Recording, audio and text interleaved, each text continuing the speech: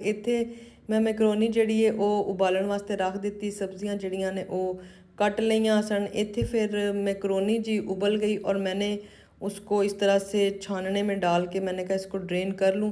तो ਇਹਦੇ ਵਿੱਚ ਹੀ ਮੈਂ ਰਹਿਣ ਦਿੱਤੀ ਸੀ। ਫਿਰ ਥੋੜੀ ਜੀ ਦੁਬਾਰਾ ਮੈਂ ਕਿਹਾ ਸੀ ਪਾਣੀ ਦੇ ਵਿੱਚ ਹੀ ਰਵੇ ਕਿਉਂਕਿ ਜੁੜ ਨਾ ਜਾਏ ਕਿਧਰੇ।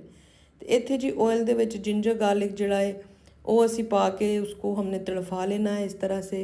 और इसमें हमने चिकन डाल के उसको अच्छी तरह से भून लिया। थोड़ा सा बस वाइट कर लें कि वो पक जाए।